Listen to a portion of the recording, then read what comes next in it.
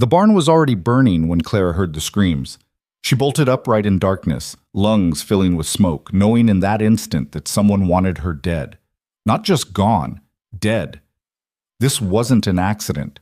This was Prudence Hargrove finishing what her insults couldn't accomplish. Outside, flames clawed at the Montana sky while Silas Calhoun's ranch, the only refuge Clara had left in this world, collapsed into ash and fury. She had two choices: run like the town expected, or fight like hell for the one place that had given her a second chance. Welcome to a story of survival, defiance, and unexpected love in the unforgiving frontier. Stay until the end, hit that like button, and comment what city you're watching from so I can see how far this story travels. The stagecoach rattled to a stop in a cloud of dust that tasted like defeat. Clara Prescott sat perfectly still inside, her traveling bag clutched against ribs that hadn't forgotten hunger. Her widow's dress faded to a gray that matched the Montana horizon. Through the grimy window, she could see Bitterroot Springs, a collection of weather-beaten buildings squatting beneath a sky so vast it seemed to swallow hope whole. This was the end of the line, literally and figuratively. "Last stop, ma'am," the driver called down, his tone flat with the kind of indifference Clara had grown accustomed to. She was invisible now, widowed, broke, and traveling alone through territory that chewed up women like her and spat out the bones. She stepped down into ankle-deep mud, her boots sinking with a wet sucking sound that felt prophetic. A few townspeople paused to stare, briefly, dismissively, before returning to their business. Clara recognized that look. She'd worn it herself once, back when she had a home and a husband and the luxury of judging other people's misfortunes. The general store stood directly ahead, its painted sign already peeling. Clara squared her shoulders and walked toward it, each step deliberate. She had traveled 600 miles for a job she'd found in a two-line newspaper advertisement. Cook needed. Remote ranch. Inquire Bitterroot Springs, Montana Territory. It wasn't much, but it was something. And something was more than she'd had in Illinois after they buried Thomas, and the bank took the house, and the neighbors stopped pretending to care. The store's interior smelled like tobacco, leather, and years of accumulated gossip. Conversation died the moment Clara entered. Three women near the fabric bolts turned to examine her with the clinical precision of crows evaluating carrion. "Help you?" The man behind the counter was thin as a fence post, with eyes that had already calculated her net worth and found it wanting. "I'm here about the ranch position," Clara said, keeping her voice level. "I was told to ask for directions to the Calhoun property." The silence that followed had weight. One of the women, elderly, dressed in black silk that had seen better decades, let out a sound somewhere between a cough and a laugh. Another one? "Martha, hush," the shopkeeper said, but his eyes had lit with something that looked suspiciously like entertainment. He turned back to Clara. "You're the fifth woman in 3 months to come through here asking after that job, ma'am." "Then I suppose the previous 4 didn't work out," Clara replied. "That's one way to put it." The shopkeeper leaned against his counter, warming to his subject. "Silas Calhoun's ranch is 14 miles northwest. You'll want to hire a wagon, but if you're smart, you'll turn around and get back on that stage when it heads east tomorrow." Clara had not crossed 600 miles to turn around because a shopkeeper thought she should. "The wagon," she said. "How much?" He named a price that would take half her remaining money. Clara paid it without flinching, though the coins leaving her purse felt like pulling teeth. An hour later, she was rattling northwest in a hired wagon, driven by a man who hadn't spoken 3 words since they left town.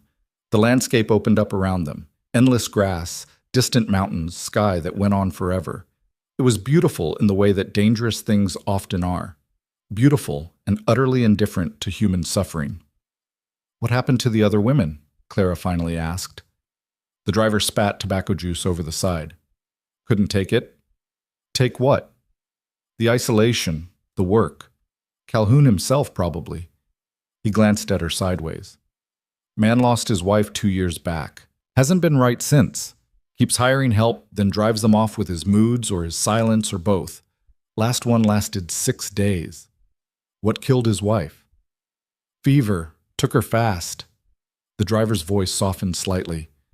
"She was a good woman. Her dying near about broke him." Clara understood broken.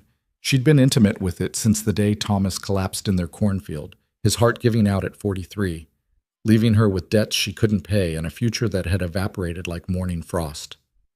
He mistreat the women who work for him? Silas?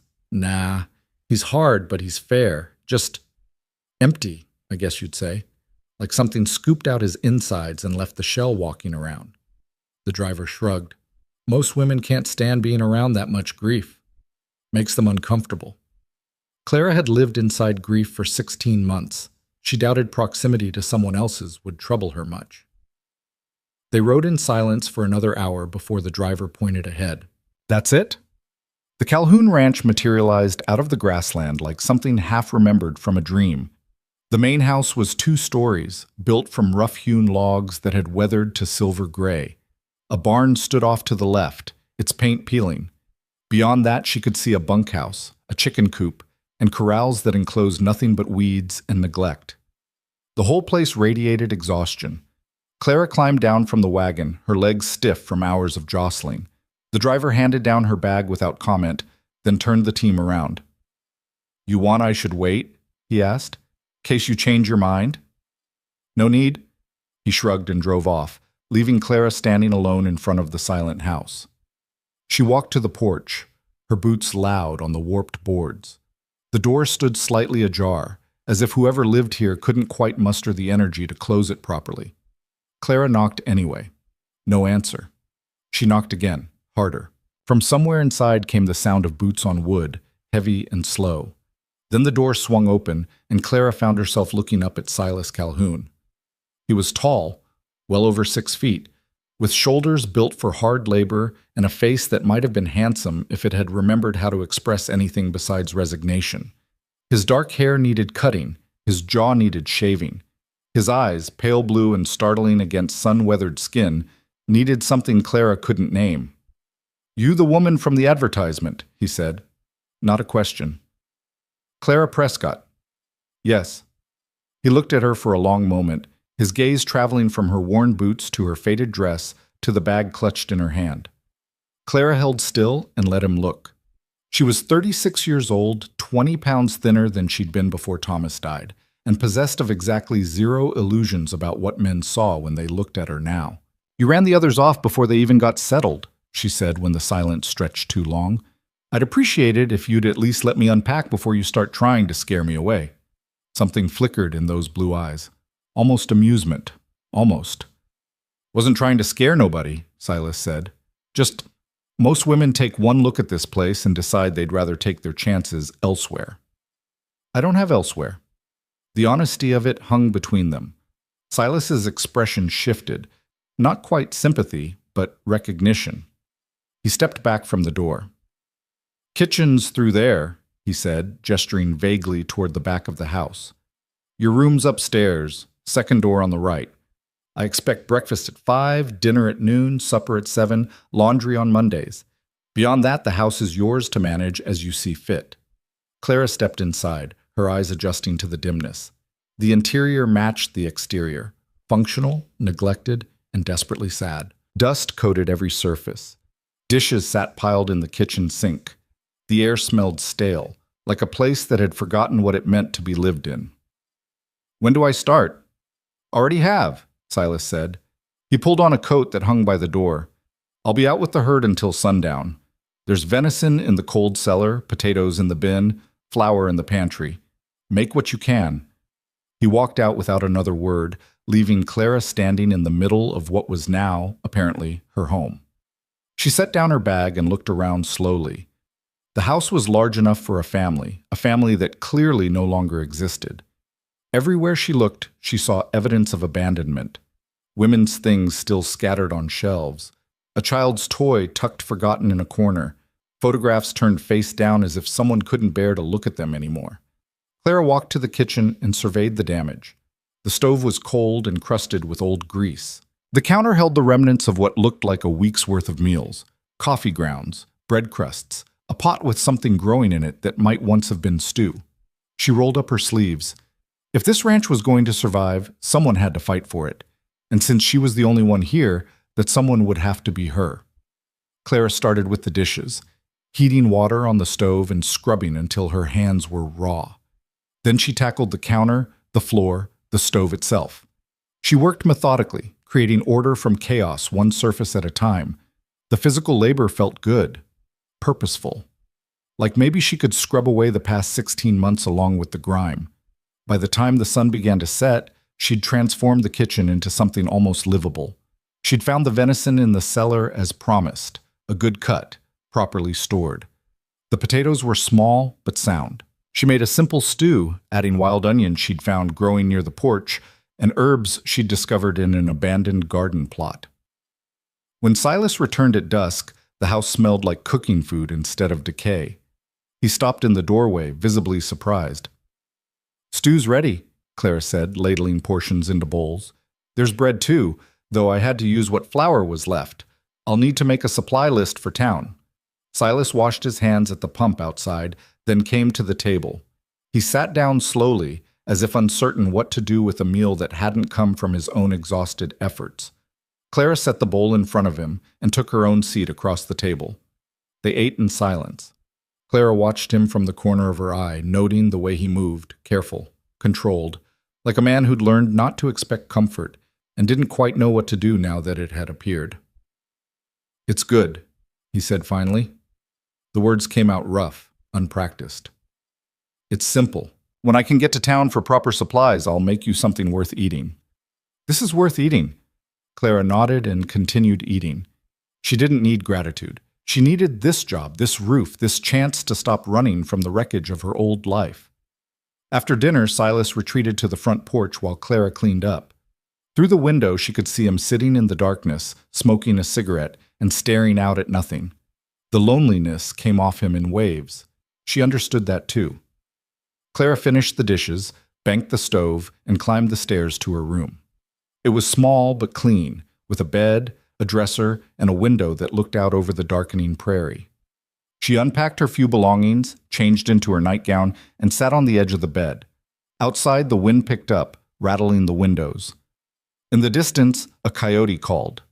The sound was mournful and wild, perfectly suited to this landscape that promised nothing but demanded everything. Clara lay down and closed her eyes, listening to the house settle around her. Tomorrow she would go to town for supplies. Tomorrow she would begin properly learning the rhythms of this place. Tomorrow she would start building whatever life could be built from the ruins of two people's separate tragedies.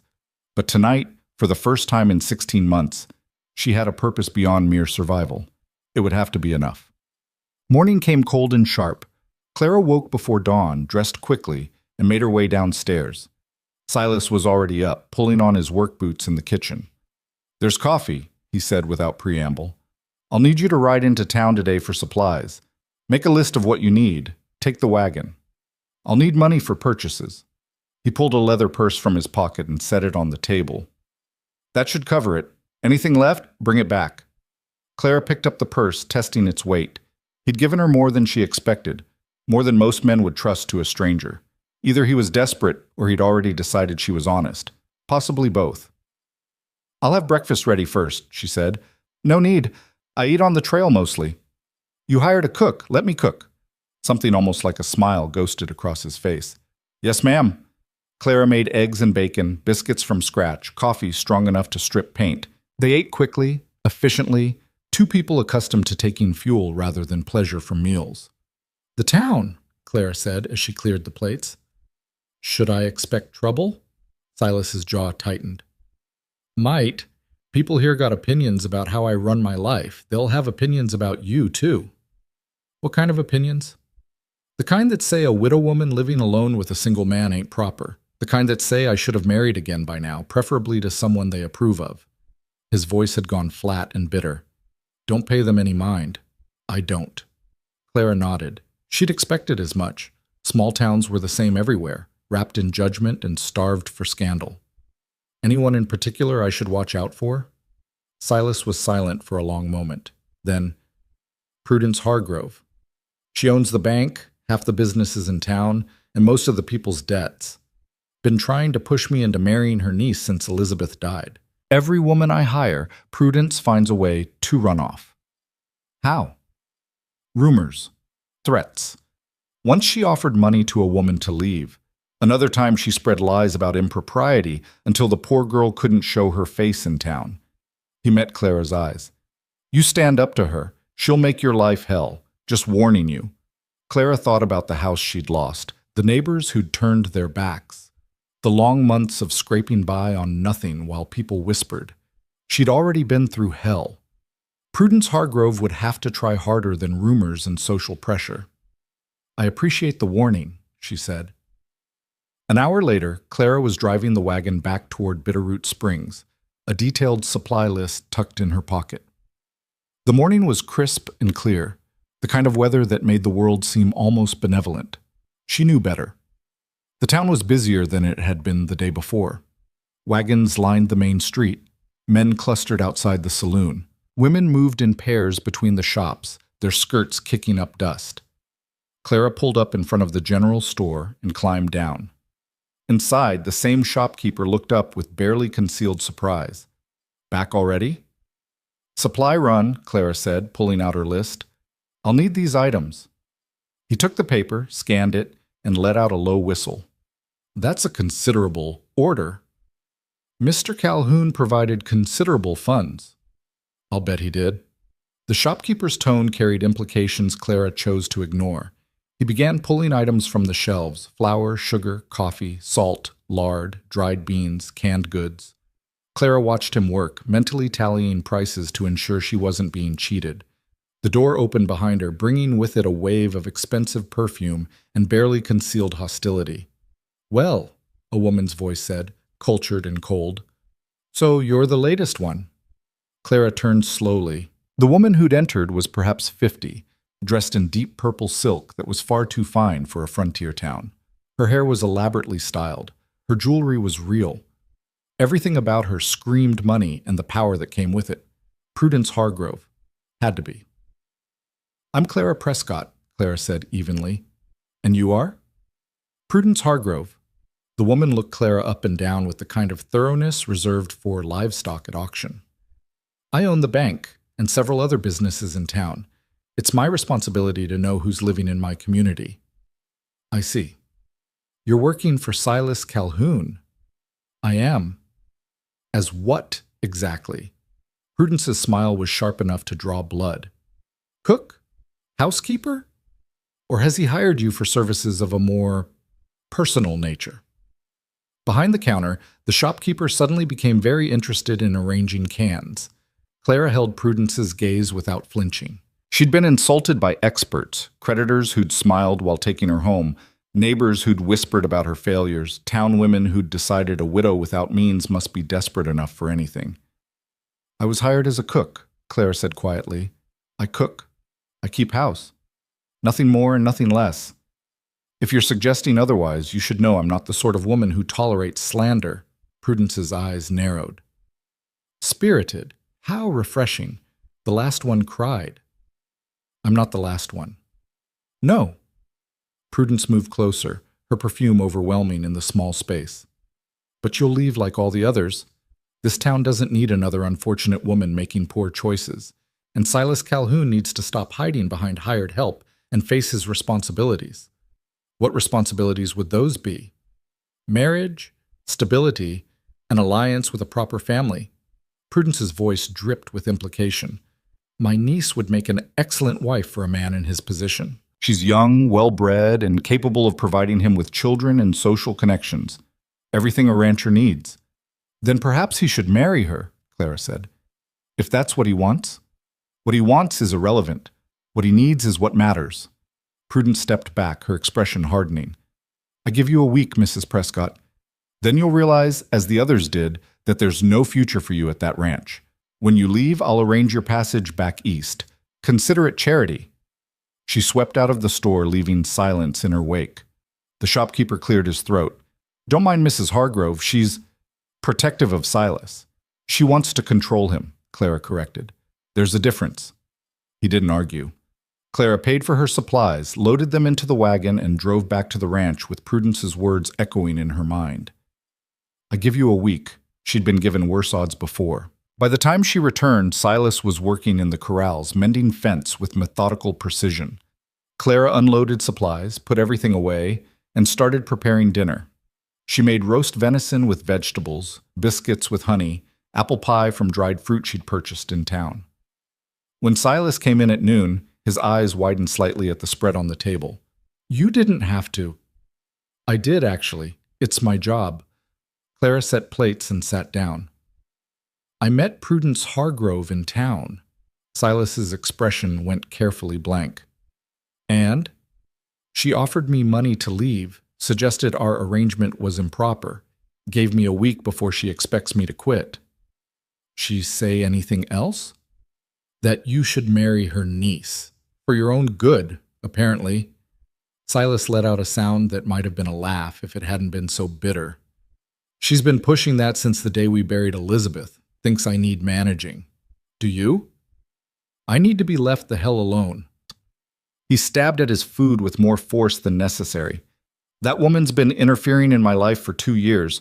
Drove off 3 of the women I hired by spreading rumors they were stealing or carrying on with ranch hands. The 4th one she bribed outright. I'm about done with her games." Clara cut her meat carefully. "She won't give up because you're tired of it." "You planning to leave?" "No." "Why not? Week ago you didn't know this place existed.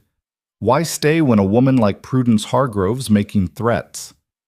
Clara set down her fork and met his eyes. "Because 16 months ago I had a home, a husband, and a place in the world. Then Thomas died, the bank took the house, and everyone I thought was a friend disappeared the moment things got difficult. I traveled 600 miles to get here. I'm not leaving because some rich woman thinks she can bully me." Silas studied her for a long moment. "You're stubborn." "I'm practical. Running doesn't solve problems. It just moves them somewhere else." "Fair enough." He resumed eating, but Clara caught the ghost of respect in his expression. "Just so you know, things are going to get harder before they get easier. Prudence doesn't take no for an answer." "Neither do I." They finished the meal in companionable silence. Afterward, Silas returned to his work while Clara tackled the house with renewed determination. She scrubbed floors, beat rugs, washed windows until they shone. In the parlor, she found the photographs turned face down on the mantel. She left them that way. Some wounds needed time. The week passed in a rhythm of work and silence. Clara cooked, cleaned, and slowly brought order to the chaos. Silas worked from dawn to dusk, coming in only for meals. They spoke little, but the silence between them was no longer uncomfortable. It was the silence of 2 people who understood that words weren't always necessary. On the 8th day, exactly when Prudence had predicted Clara would quit, she went to town for supplies again. This time, Prudence was waiting. She stood outside the general store with 2 other women, both expensively dressed and radiating judgment. When Clara approached, they blocked her path.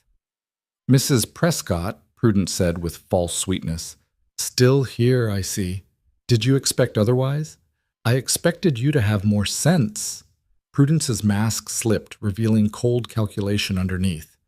"Let me be clear, since subtlety seems lost on you. You're living under a single man's roof, unchaperoned, unmarried. Do you understand how that looks?"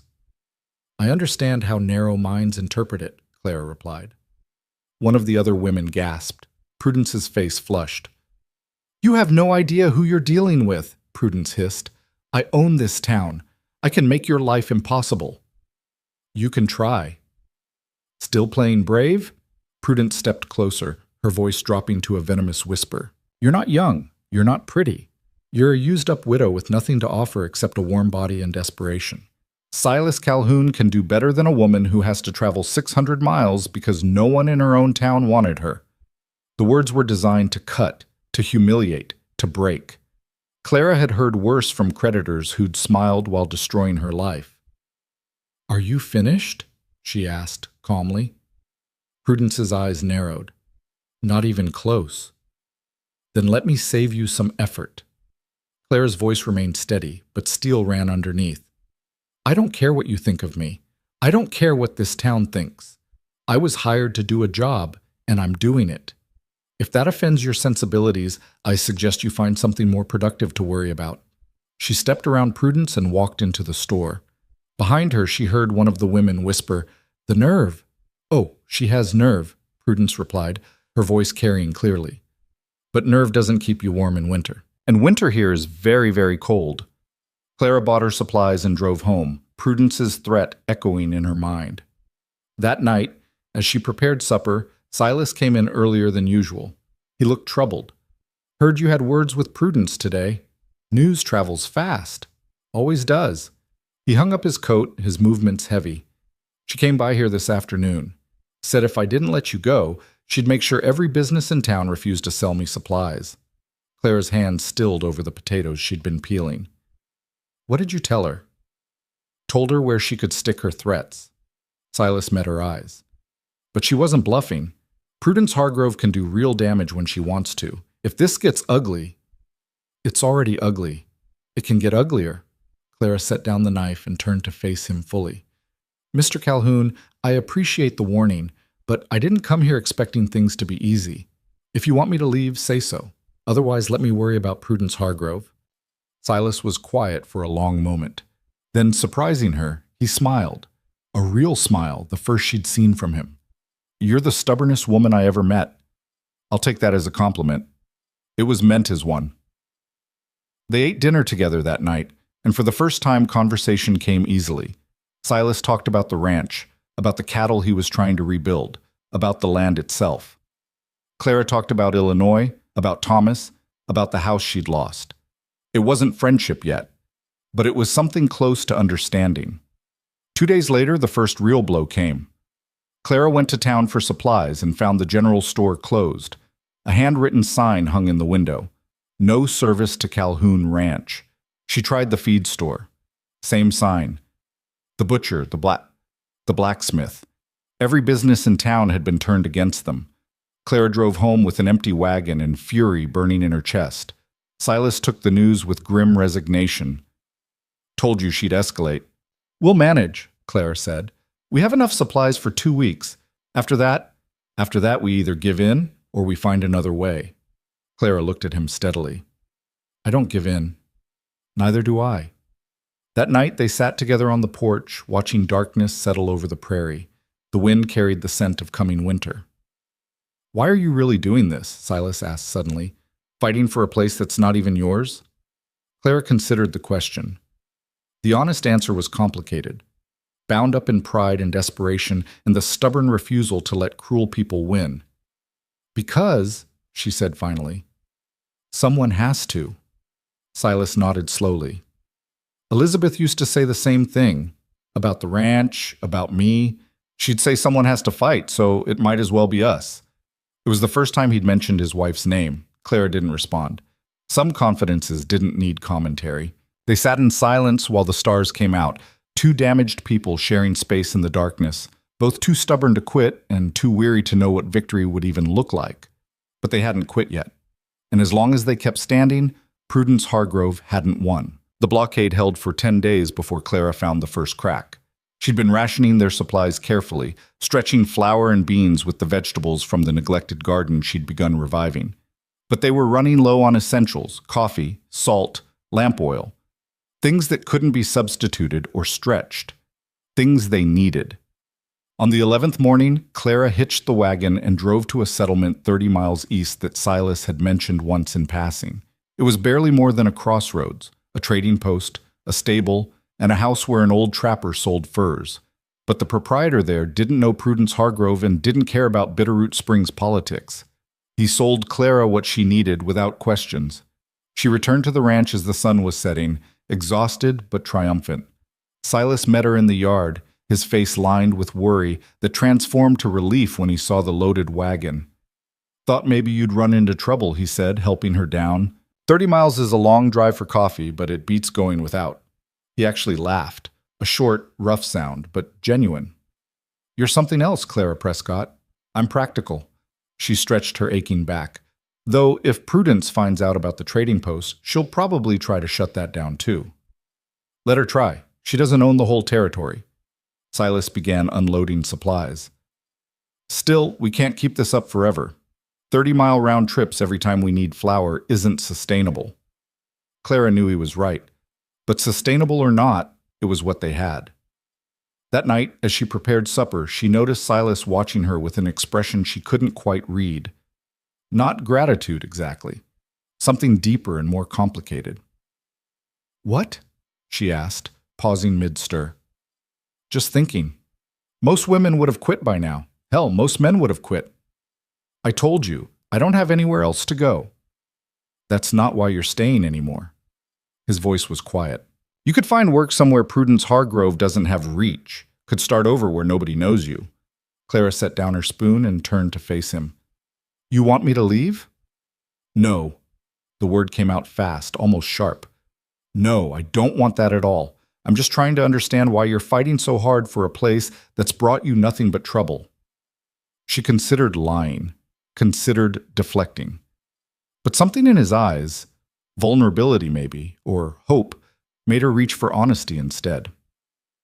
Because it's mine now, she said simply.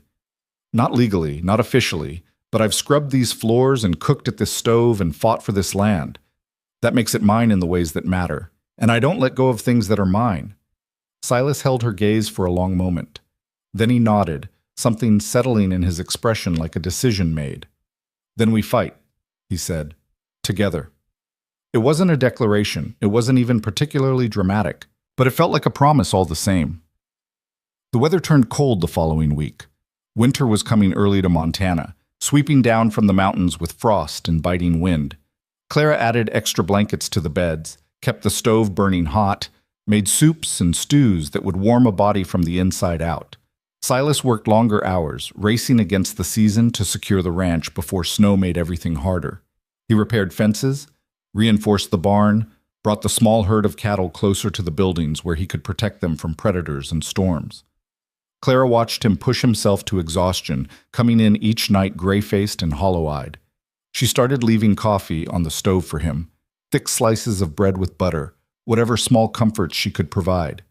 He never thanked her, but he always ate what she left, and sometimes she'd find small kindnesses in return, firewood stacked by the kitchen door, her wagon wheel greased without being asked, a chair she'd been meaning to fix suddenly sturdy again. They were building something between them. Not quite friendship, not yet trust, but the foundation of both. Then Prudence Hargrove came to the ranch. It was a Tuesday afternoon, cold and sharp with coming winter. Clara was in the kitchen kneading bread when she heard the sound of a wagon approaching. She wiped flour from her hands and went to the window, her stomach tightening when she recognized the expensive carriage and matched horses. Prudence climbed down with two women in tow, the same ones from outside the general store. They moved toward the house like a delegation, their skirts dark against the pale grass. Clara met them on the porch, apron still on, flour dusting her sleeves. Mrs. Hargrove, she said evenly, to what do we owe the pleasure? Prudence's smile was all teeth. I thought it was time we had a proper conversation, woman to woman. We've already had several conversations. Not about the truth of your situation. Prudence's gaze swept over Clara with clinical precision. You're an intelligent woman, Mrs. Prescott. Surely you understand that this arrangement cannot continue. I understand that you want it to stop. That's not the same thing. One of the other women, younger, with a pinched face and expensive jewelry, spoke up. Do you have any idea what people are saying about you? I imagine all sorts of things. I don't particularly care. You should, Prudence said coldly. Reputation is all a woman has in this world. Ruin yours, and you'll find every door in the territory closed to you. Clara crossed her arms. My reputation was ruined the day my husband died and left me with debts I couldn't pay. People talked then too. I survived it. I'll survive this. Prudence's eyes narrowed. You're living alone with a man, unchaperoned, unmarried. What exactly do you think that makes you? Employed. It makes you a whore. The word hung in the cold air like a slap. The younger woman gasped. The third, older, harder, smiled slightly, as if Prudence had finally gotten to the point. Clara felt heat rise in her chest, but she kept her voice level. That's quite an accusation. It's quite a situation. Prudence moved closer, her perfume cloying in the crisp air. Let me be perfectly clear, since you seem determined to misunderstand. Silas Calhoun is a respected member of this community, a landowner, a man with prospects. He needs a proper wife, someone from a good family who can help him rebuild his standing. Your niece, you mean? Caroline would make him an excellent wife. She's young, well-bred, and capable of providing him with children, everything he needs to secure his future. Have you asked Silas what he needs? Men don't always know what's best for them. Prudence's tone turned patronizing. That's why women like us must guide them toward proper choices. Clara almost laughed. Women like us? You think we're anything alike? No. Prudence's mask of civility cracked. You're a desperate, aging widow who saw an opportunity and took it. You're living off a man's charity and calling it employment. You have no family, no prospects, no value beyond what you can extract from a lonely rancher's guilt and loneliness. The younger woman giggled nervously. The older one watched Clara with predatory interest, waiting for the breakdown. Clara had been insulted by experts. She'd had creditors call her worthless while taking her furniture. She'd had neighbors whisper that Thomas's death was her fault somehow, that she'd worked him too hard or fed him too poorly or failed him in ways only women could fail. She'd survived all of it. Are you finished? Clara asked quietly. Prudence's eyes flashed. I'm trying to help you. Leave now with dignity, and I'll provide funds for your passage back east. Stay, and I'll make sure everyone knows exactly what kind of woman you are. Everyone already knows what kind of woman I am, Clara replied. I'm the kind who doesn't run when rich people try to bully her. You think this is bullying? Prudence's voice dropped to something dangerous. This is a warning. I can destroy you, Mrs. Prescott. I can make sure no business in 100 miles will employ you. I can spread stories that will follow you wherever you go. I can make your life so miserable you'll beg to leave. You can try. I don't try. I succeed. Clara stepped forward, closing the distance between them until she could see the fury burning in Prudence's eyes. When she spoke, her voice was low and absolutely steady. Listen to me very carefully, Mrs. Hargrove. I've lost everything that mattered to me. My husband is dead. My home is gone. The life I built is ashes. I have nothing left to lose. You can't threaten me with poverty. I've been poor. You can't threaten me with loneliness. I've been lonely. You can't threaten me with gossip. I've been gossiped about. Every weapon you have, I've already survived. Prudence's face had gone pale, then red. But I have something you don't, Clara continued. I have nothing to protect except my dignity and my word. I told Silas Calhoun I'd work for him, and I'd keep my promises. You want me gone? You'll have to do better than insults and social pressure. For a long moment, no one spoke. The wind picked up, rattling the porch boards and pulling at their skirts. Then Prudence smiled, cold, calculated, and absolutely without warmth. Better than insults, she repeated softly. Very well, Mrs. Prescott. You want a real fight? You'll get one. She turned and walked back to her carriage, the other two women scrambling after her. Clara stood on the porch and watched them drive away, her heart pounding so hard she could hear it in her ears. She'd just made a powerful enemy. More than that, she'd made Prudence Hargrove angry enough to stop playing games. Whatever came next would be worse than blockades and rumors. Clara went back inside, her hands shaking slightly as she returned to her bread dough. She kneaded with fierce concentration, working out fear and anger into the yielding flour. When Silas came in that evening, he took one look at her face and knew something had happened. Prudence? He asked. She paid a visit. What did she say? Clara recounted the conversation, leaving nothing out. When she finished, Silas's jaw was tight with fury. She called you a whore? Among other things. That's... He bit off whatever he'd been about to say, his hands clenched into fists. I should have been here. It wouldn't have changed anything. She wants me gone and you under her control. Having you here would have just given her a different target. Silas paced the kitchen like a caged animal. This has gone too far. I'll go to town tomorrow. Tell her to back off or I'll... You'll what? Clara asked gently. She owns the bank. She owns half the businesses. She controls most of the debts. What leverage do you have? He stopped pacing, his shoulders slumping. None. I've got none. Then we do what we've been doing. We survive. We work. We don't give her what she wants. At what cost, Clara? She's not going to stop. You heard her. She's going to escalate. Let her. Clara's voice was steady. I've been escalated against before. I'm still here. Silas looked at her with something like wonder. You really aren't afraid of her. I didn't say that. I'm terrified. Clara managed a small smile. But fear and quitting aren't the same thing. He crossed the room and, without warning, pulled her into a brief, fierce embrace. It lasted only seconds, long enough for Clara to feel the solid warmth of him, the desperate gratitude in the gesture, and then he stepped back, his ears red. "Sorry, that was—" "It's fine," Clara said softly. "We're in this together, remember?" "Yeah." His voice was rough. "Together." They ate dinner in near silence, but it was a comfortable silence now. The kind that came from understanding rather than awkwardness. After Silas returned to his evening work, Clara cleaned the kitchen and thought about what came next. Prudence wouldn't let the confrontation stand. She'd retaliate. The only question was how. The answer came 3 days later. Clara had gone to the trading post for supplies again, the long trip becoming routine now, and returned to find Silas in the yard, his face dark with anger. "What happened?" she asked, climbing down from the wagon. "Someone cut the north fence, scattered the herd." His voice was tight with controlled fury. "Took me all afternoon to round them up. Lost 2 calves to the cold before I could get them back." Clara's stomach dropped. "Prudence? Who else? This has her fingerprints all over it." He kicked at the dirt. "She's not just coming after you anymore. She's attacking the ranch itself." "Can you prove it?" "No, that's the problem. Could have been anyone. Could have been coyotes, she'd say. Could have been accident." He looked at Clara, his eyes haunted. "This is my fault. I should have just—" "Don't!" Clara's voice was sharp. "Don't you dare say you should have given in.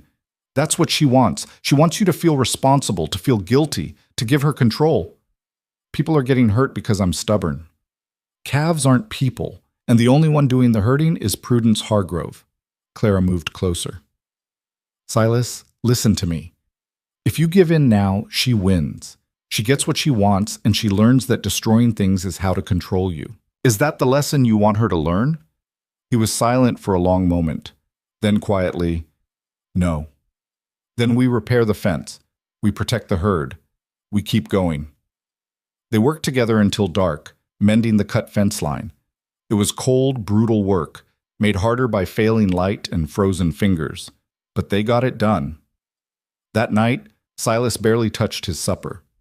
He sat at the table, shoulders hunched, staring at nothing. "She's going to keep coming," he said finally. "Next time it might be worse. The barn, the house. I can't—" His voice cracked. "I can't lose this place, Clara. It's all I have left of Elizabeth. All I have left of the life we were supposed to build." Clara reached across the table and covered his hand with hers. His skin was rough, scarred from years of hard work. "You won't lose it," she said.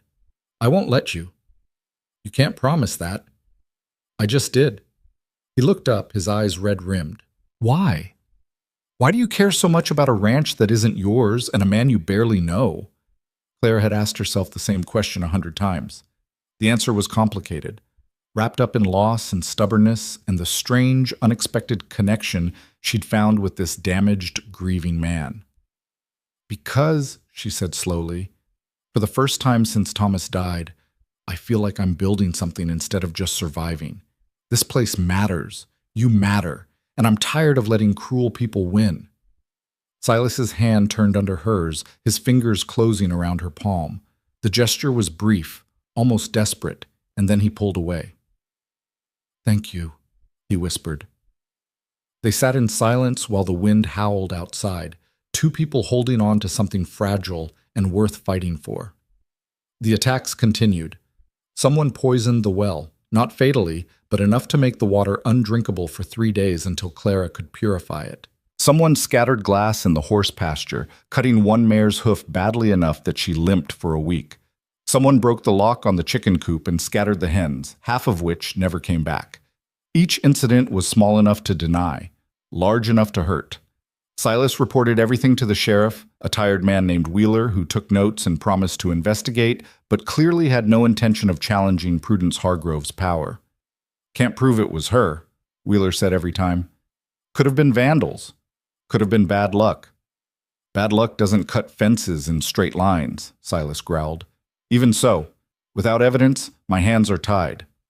Clara and Silas learned to sleep light, to check the property twice a day, to never leave the ranch unguarded. They worked themselves ragged trying to stay ahead of sabotage. And through it all, Clara cooked. She made meals that turned the house into a home. She baked bread that filled the kitchen with warmth. She created small pockets of comfort in the chaos. Silas noticed. She'd catch him watching her sometimes, in the kitchen, in the parlor, on the porch, with an expression that was part gratitude and part something deeper. "You don't have to do all this," he said one evening as she set out a dinner of roasted chicken and vegetables. "The cooking, I mean. Not like this. Not when everything else is falling apart." "Especially when everything else is falling apart," Clara corrected. "We have to eat. Might as well eat well." He smiled, that rare, genuine smile that transformed his whole face. Elizabeth used to say the same thing. Even when money was tight, she'd make something special. Said it reminded us what we were fighting for. It was the second time he'd compared Clara to his wife. She didn't know how to feel about that. "She sounds like she was remarkable," Clara said carefully. She was. Silas looked down at his plate. Smart, brave, stronger than anyone gave her credit for. "When the fever took her, I thought..." His voice broke. "I thought I'd die too. Wanted to for a while." Clara waited, letting him find his words. "But then there was the ranch. Had to keep it going, had to honor what we built together. So I hired help, tried to manage. But everyone left, everyone except me. Except you." He met her eyes. "You stayed when you should have run, fought when you should have quit, made this place feel like a home again instead of just a building full of ghosts." Clara's throat tightened. "Silas, I'm not trying to make this awkward," he said quickly. "Just wanted you to know. What you've done here. It matters. To you, maybe. Prudence would disagree." His expression hardened. "Prudence Hargrove doesn't get a vote." 2 days later, the real escalation came. Clara had driven to the trading post again. Supplies were running low, and the 30-mile trip was becoming almost weekly now. She completed her purchases and started the long drive home as the sun began to set. Halfway back, she saw smoke. It rose in a thick black column from the direction of the ranch, visible for miles against the darkening sky. Clara's heart seized. She snapped the reins, pushing the horses faster than she should on the rough road. By the time she reached the ranch, flames were consuming the barn. Silas was there already, hauling water from the creek in desperate buckets, trying to save what could be saved. The heat was immense. The roar of the fire was deafening. Clara abandoned the wagon and ran to help. She grabbed buckets, filled them, threw water on flames that seemed to grow faster than they could fight them. Smoke choked her lungs, sparks burned her skin. The world narrowed to heat and chaos and the desperate fight to save something from destruction. They worked for hours. Other ranchers appeared, neighbors who lived miles away but saw the smoke and came to help. Together they formed a bucket line, passing water hand to hand, fighting the fire with exhausted determination. By the time dawn broke, the barn was gone. Just charred timbers and ash remaining where the structure had stood. But the house was saved. The animals were saved. The ranch itself survived. Clara collapsed on the porch steps, her dress ruined, her hands blistered, her lungs burning from smoke. Silas sat down beside her, equally destroyed, and for a long moment they just stared at the wreckage. "This was prudence," Clara said hoarsely. "This wasn't an accident." "I know. We could have died." "I know." His voice was hollow. "But we didn't." Clara turned to look at him. His face was smudged with soot, his eyes bloodshot, his expression carved from stone and grief. But underneath it all, she saw something new. Not defeat, not resignation. Fury. "She's not going to stop," Silas said quietly. "Not until we're gone or dead or broken. You understand that?" "I understand." "You should leave, Clara. Before this gets worse, before she..." He couldn't finish the sentence. Clara reached out and took his hand. His fingers were blistered from the buckets, raw and damaged, but they closed around hers with desperate strength. "I'm not leaving," she said. "Not now. Not ever. We fight this together, remember? It's not your fight. It is now." She squeezed his hand. "Because somewhere along the way, this stopped being just a job. This ranch is mine, you're mine, and I don't let people destroy what's mine." Silas stared at her, something breaking open in his expression. Then, without warning, he pulled her into his arms. She went, wrapping her smoke-damaged hands around his neck, holding on while he shook with exhaustion and emotion. "Thank you," he whispered against her hair. "Thank you for staying." Clara held him tighter, feeling something shift between them, something that went beyond employer and employee, beyond alliance and shared struggle, something that felt dangerously close to love. They stayed on the porch until the sun fully rose, neither willing to let go first. When they finally separated, the world had changed. Not the landscape, that was still ash and destruction, but something between them had shifted, become undeniable. Silas cleared his throat, his ears reddening. "I should check on the animals. Make sure none of them got hurt in the chaos." "I'll make coffee," Clara said, "and breakfast. We'll need our strength for what comes next." He nodded and walked toward the corral, his gait unsteady with exhaustion. Clara watched him go, her heart doing things it hadn't done since Thomas was alive. Things she'd thought were buried with her old life. She forced herself to stand, her muscles screaming in protest. Inside, the house smelled like smoke despite being spared from the flames. Everything would smell like smoke for weeks, maybe months. Clara stoked the stove, put coffee on, and began pulling together a meal from what they had. Her hands moved automatically while her mind raced. The barn fire had been meant to destroy them, to break their will. It had almost succeeded. But almost wasn't the same as actually. By the time Silas returned, she had eggs scrambling and thick slices of bread toasting on the stovetop. He washed at the pump, scrubbing soot from his face and arms, then came inside looking marginally more human. "Animals are fine," he reported, collapsing into his chair.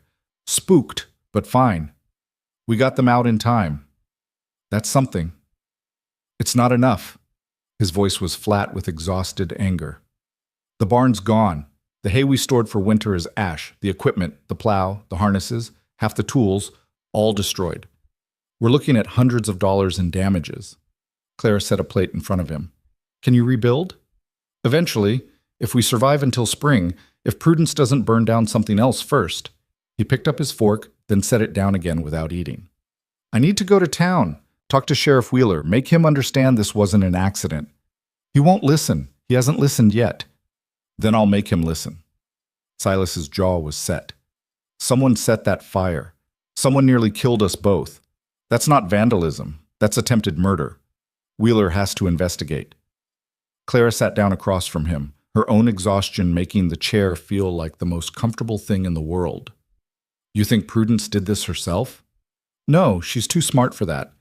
But she arranged it, paid someone, probably that cousin of hers, the one who's always hanging around the saloon looking for work." Silas finally took a bite of eggs. "If I can prove it, Wheeler will have to act. Even Prudence can't buy her way out of arson." "And if you can't prove it? Then we're right back where we started, except poorer and more vulnerable." They ate in grim silence. Clara could see the weight of it crushing him, the loss, the fear, the responsibility. He'd built this ranch with his wife, watched her die here, and now someone was systematically destroying everything they'd created. "I'm coming with you," Clara said suddenly. "To town." Silas looked up.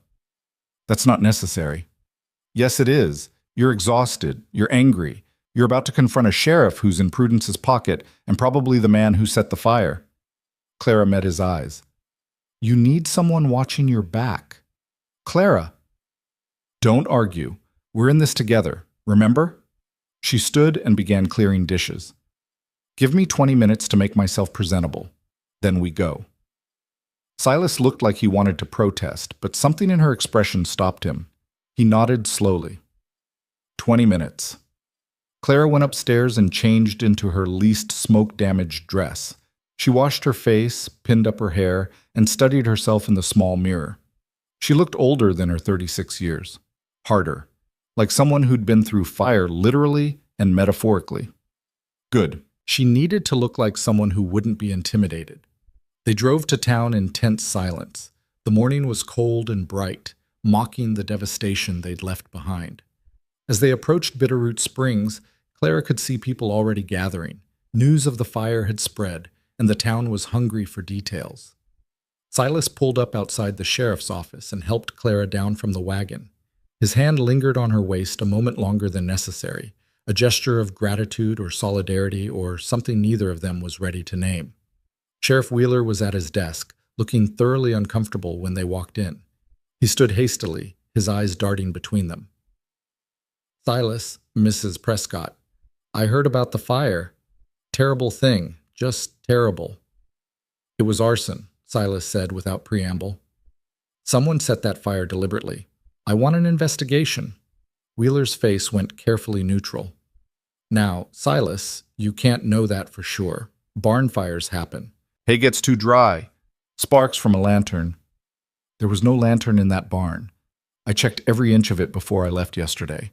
No lantern, no fire hazards, nothing that could have started a blaze by accident. Silas leaned over the desk. Someone did this. And I think we both know who arranged it. You got proof? I've got a pattern. Cut fences, poisoned wells, scattered livestock, and now arson. All happening to my property. All happening after Prudence Hargrove threatened to make my life hell if I didn't fire Mrs. Prescott and marry her niece. Wheeler shifted uncomfortably. That's a serious accusation. It's a serious crime. Mrs. Hargrove is a respected member of this community. I can't go accusing her of arson without solid evidence. Clara stepped forward. Then get evidence. Question people. Find out who was near the ranch yesterday. Check alibis. Wheeler looked at her with barely concealed irritation. Mrs. Prescott, I appreciate your concern, but this is law enforcement business. This is my life, Claire replied coolly. I was nearly killed in that fire. So was Mr. Calhoun. Don't tell me it's not my business. What Mrs. Prescott is saying, Silas interjected, his voice tight with controlled anger, is that we expect an actual investigation. Not just notes in a file you'll ignore. Real work, real questions, real justice. Wheeler's face reddened. I don't appreciate the implication that I'm not doing my job. Then do it. The two men stared at each other. Clara could feel the tension crackling like electricity. Finally, Wheeler sighed.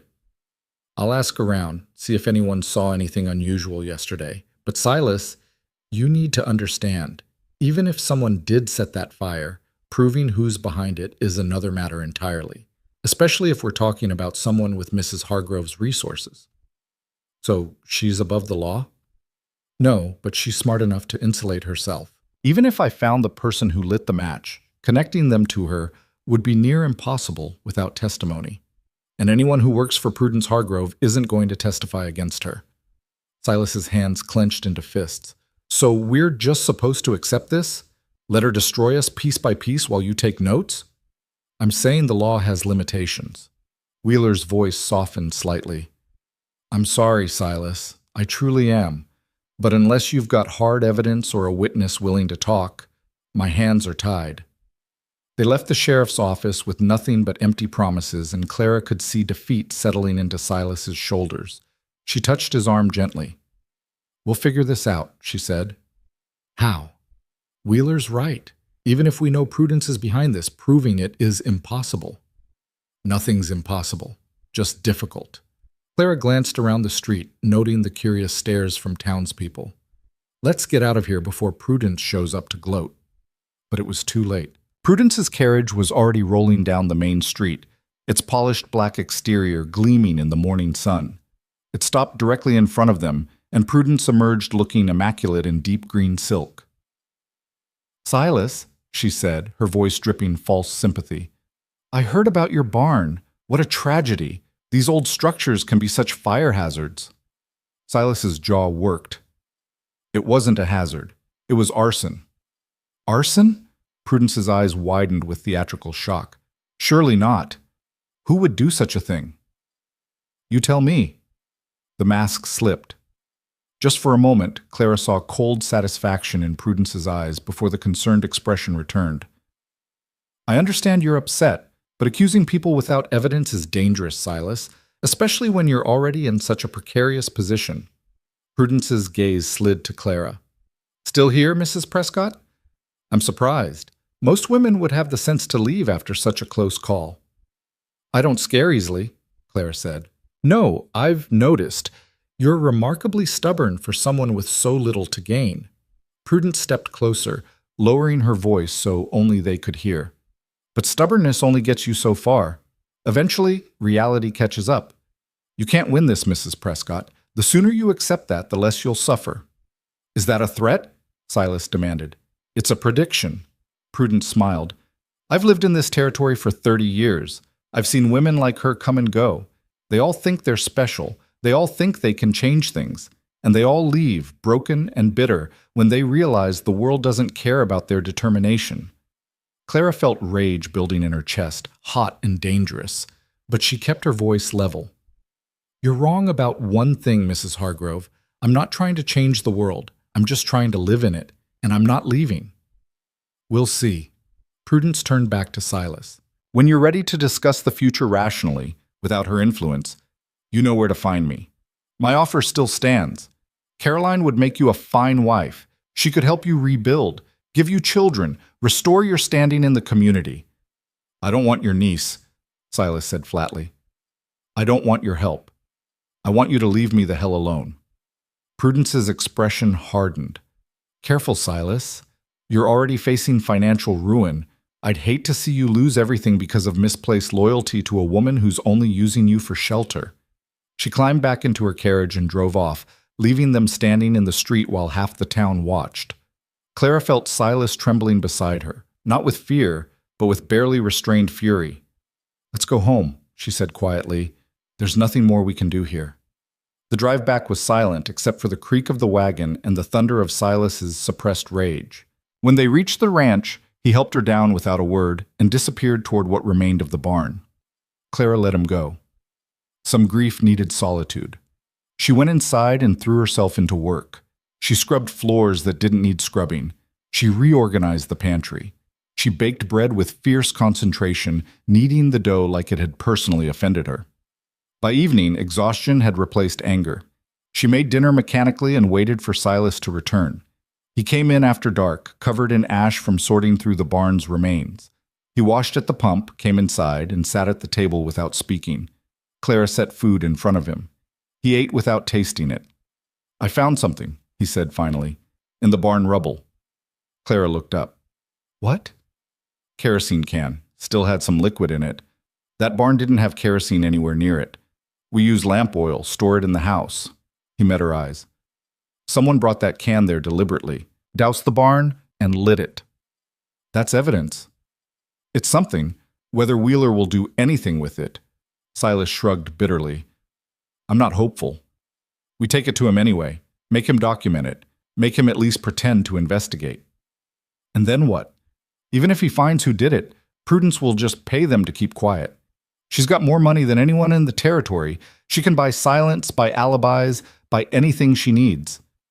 Clara reached across the table and took his hand. Then we stop trying to fight her with evidence and law. We fight her with stubbornness and survival. We rebuild the barn. We restore the ranch. We show her that burning buildings doesn't break us. Silas's fingers tightened around hers. I can't afford to rebuild. Not right now. The materials alone would cost more than I've got. Then we rebuild small. We build what we absolutely need to get through winter. The rest can wait until spring. Clara, it's not that simple. It never is. But giving up is simpler, and we're not doing that. She stood, still holding his hand, and pulled him to his feet. Come here. She led him to the parlor, to the mantel where the photograph still sat face down. Clara had never touched them, respecting his need to hide from that pain, but now she reached out and turned one over. A woman looked back at them from the frame. Young, pretty, with dark hair and a smile that lit up her whole face. Elizabeth Calhoun, frozen in a moment of happiness. She was beautiful, Clara said softly. Silas's voice cracked. Yeah, she was. Tell me about her. Why? Because you've been carrying her ghost alone for 2 years, and I think maybe it's time you shared the weight. Silas stared at the photograph, his eyes wet. For a long moment, Clara thought he'd refuse. Then, slowly, he began to speak. We met at a dance in Billings. She was there with her family, visiting from back east. I was a cowhand, barely had $2 to my name, but she smiled at me, and I was gone. He touched the frame gently. We courted for 6 months. Her parents thought she was crazy. marrying some broke rancher and moving to Montana. But Elizabeth didn't care. She said adventure was worth more than comfort. She sounds brave. She was fearless, learned to ride, learned to shoot, helped me build this place from nothing. We were going to have kids, fill this house with life. His voice broke. Then the fever came. 3 days, Clara. 3 days from healthy to gone. I couldn't save her. Couldn't do anything but watch her die. Clara squeezed his hand. I'm sorry. Everyone said I should move on. Find another wife, keep living. But how do you move on from someone who was your whole world? He looked at Clara, tears streaming down his face. For 2 years, I've just been existing. Working, eating, sleeping, but not really living. Just waiting to die so I could be with her again. And now? Now I don't know. He wiped his eyes roughly. You came here and everything got complicated. You made this house feel like a home again.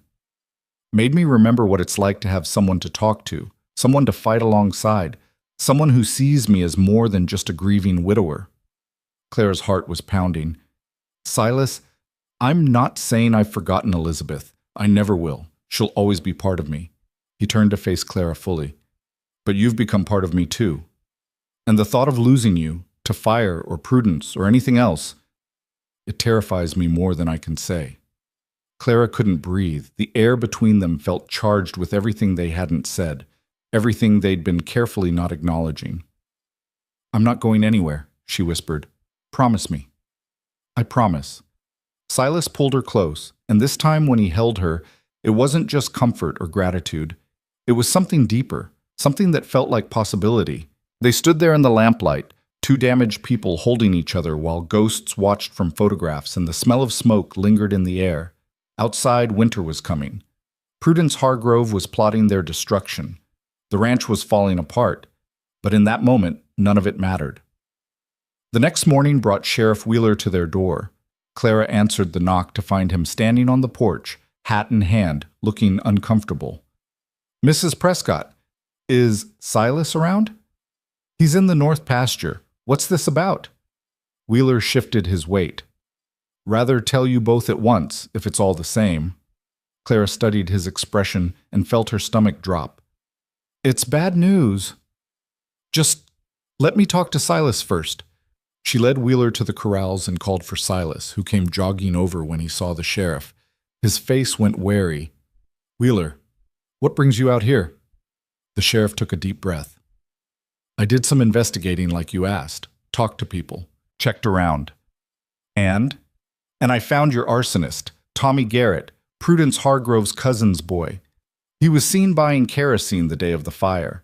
Told the shopkeeper he needed it for lamps, but the shopkeeper remembered thinking it was odd since Tommy doesn't own property. Silas's eyes lit with savage satisfaction. You arrested him? I did. Brought him in this morning. He confessed within an hour. To working for Prudence? Wheeler's face fell. That's the problem. He confessed to setting the fire, said he did it for money, but he claims he was hired by a stranger, man he'd never seen before, paid him $50 to burn down your barn, and rode off before Tommy could ask questions. That's bullshit, Silas spat. He's protecting Prudence. Maybe. Probably, but I can't prove it. Tommy won't name anyone else. Says the man was just passing through, didn't give a name, paid in cash. Wheeler looked genuinely apologetic. I can charge Tommy with arson. He'll do time. But unless he testifies against whoever hired him, the trail ends there.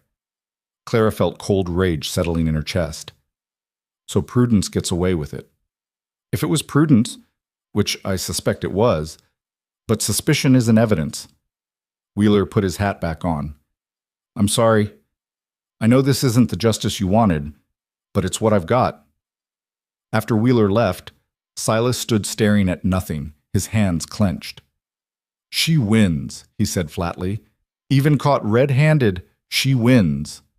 Tommy's going to jail, Clara pointed out. That's something. It's not enough. It's not her. He turned to Clara, desperation in his eyes. What do we do now? How do we fight someone who can commit crimes and walk away clean? Clara didn't have an answer. She'd fought creditors and won nothing. She'd fought poverty and barely survived. She didn't know how to fight someone with unlimited resources and no conscience, but she knew one thing: giving up wasn't an option. "We survive," she said finally. "We rebuild. We show her that even with all her money and power, she can't break us. And if she tries again, then we survive that too." Silas pulled her close, burying his face in her hair. "I don't know if I can keep doing this. Keep losing pieces of what Elizabeth and I built. Keep watching everything fall apart." "You're not alone anymore," Clara whispered. "Whatever comes, we face it together." They stood there in the cold morning air, holding each other like lifelines.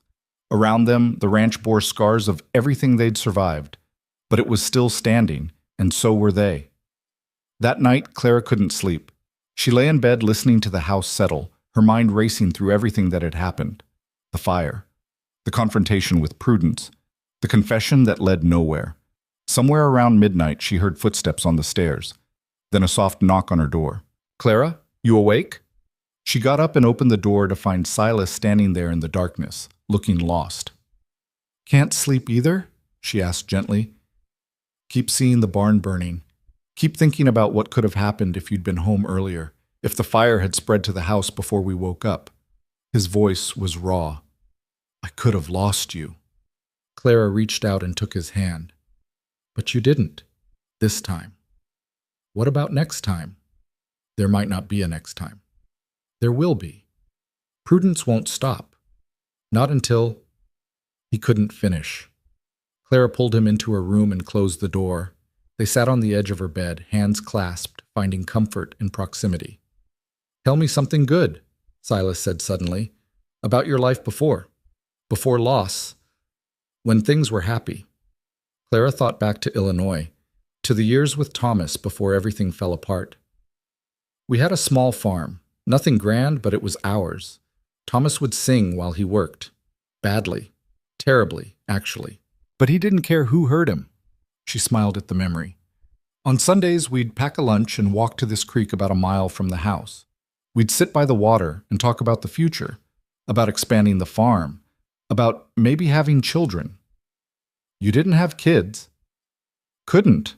I got sick when I was younger, and after that," she shrugged, "it wasn't meant to be. Thomas said it didn't matter, said I was enough." He was right. Clara looked at Silas, at the intensity in his eyes, and felt something shift again between them. "When Elizabeth died," Silas said quietly, "I thought I'd never feel anything again. Thought I was done with hope and happiness and all the things that make life worth living. But then you showed up, stubborn and fierce and refusing to quit, and suddenly I'm feeling things I thought were dead. Silas, I love you, Clara." The words hung in the darkness between them, raw and honest and terrifying. "You don't have to say it back," he continued quickly. "I know it's too soon. I know it's complicated. I just needed you to know. Because if something happens tomorrow, if Prudence succeeds in destroying us, I don't want to die without telling you." Clara's eyes filled with tears. "Nothing's going to happen tomorrow." "You can't promise that." "No, but I can promise this." She cupped his face in her hands. "I love you too. I didn't plan to, didn't want to, but somewhere between fighting for this ranch and fighting with you, I fell in love with you." Silas kissed her then, gentle and desperate, and full of everything they'd been holding back. Clara kissed him back, tasting salt from tears she wasn't sure were his or hers. When they finally pulled apart, both were breathing hard. "Stay with me tonight," Clara whispered. "Just sleep. Just be here." They lay down together, fully clothed, wrapped in each other's arms. Outside, the wind howled and winter pressed closer. Somewhere in town, Prudence Hargrove was probably plotting their next disaster. But for tonight, they had this: each other. Love found in the ruins of everything they'd lost. And tomorrow, they'd keep fighting. Morning came too soon, bringing with it the cold reality of everything that still needed fighting for. Clara woke to find Silas already gone from her bed, though the warmth of where he'd slept remained. She dressed quickly and went downstairs to find him at the kitchen table, staring at papers spread before him. "Morning," she said softly. He looked up, and despite everything, his face softened when he saw her. "Morning, made coffee." Clara poured herself a cup and sat down beside him. The papers were bills, receipts, calculations written in tight, angry numbers. "How bad is it?" she asked. "Bad. The barn fire wiped out equipment I can't afford to replace, feed I needed for winter, tools that'll cost a fortune to buy new." He rubbed his eyes. "Even if I scrimp through winter, come spring I won't have money for seed or lumber or any of the things needed to actually run a ranch." "What about a loan?" Silas's laugh was bitter. "From who? Prudence owns the bank. She'd love nothing more than to have me in her debt. Probably give me the loan just so she could foreclose when I can't pay." Clara studied the numbers, her mind working. She'd managed a household budget for years, stretched pennies until they screamed. But this was different. This was debt measured in hundreds of dollars, not coins. "There has to be another way," she said. "If there is, I can't see it." Silas gathered the papers into a pile. Maybe Prudence was right. Maybe I should have just given up months ago, saved everyone the trouble. "Don't!" Clara's voice was sharp. "Don't you dare start thinking like that. We've come too far to quit now." "Have we? Or have we just been delaying the inevitable?" He met her eyes. "I love you, Clara. That's real. But love doesn't pay bills, doesn't rebuild barns, doesn't keep a ranch running when there's no money left." Clara wanted to argue, to find the perfect words that would make everything better. But she'd lived through financial ruin herself. She knew how it crushed hope, made everything seem impossible. "Then we find work," she said finally. "Both of us. You hire out as a ranch hand somewhere else, bring in wages. I take in laundry or cooking, whatever it takes to earn enough to keep this place alive." "That could take years." "Then it takes years." Clara reached for his hand. "I told you I'm not leaving. I meant it. Whether this ranch thrives or barely survives, I'm staying, with you." Something cracked in Silas's expression. He pulled her close, holding her like she was the only solid thing in a world falling apart.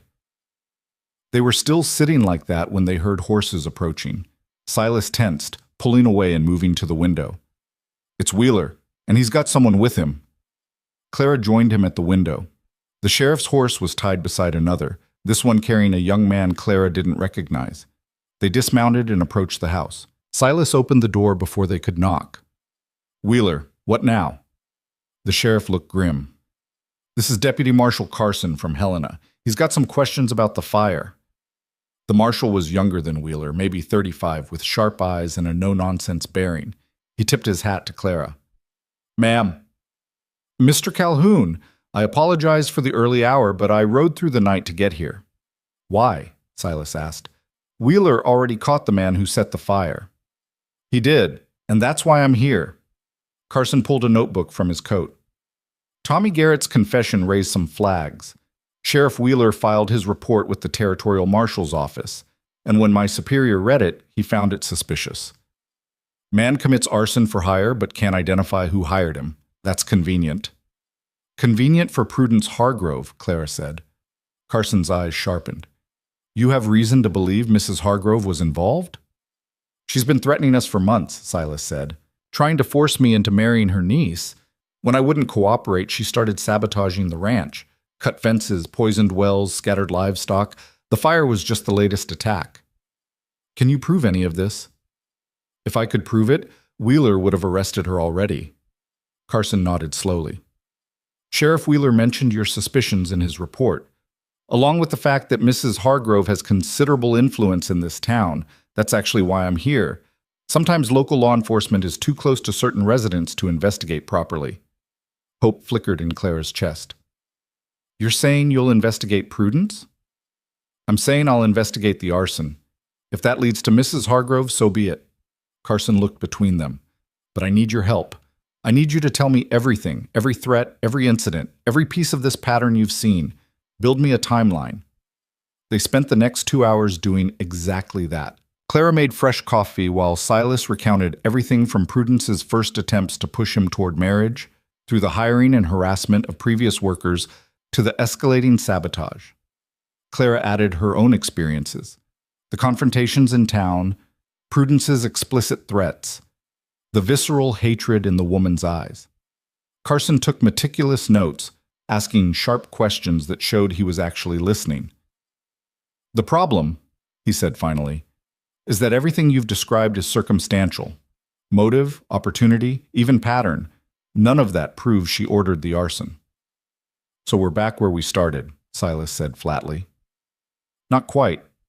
I have one advantage Wheeler doesn't. I can lean on Tommy Garrett without worrying about offending Prudence Hargrove. Carson stood. I'm going back to town now.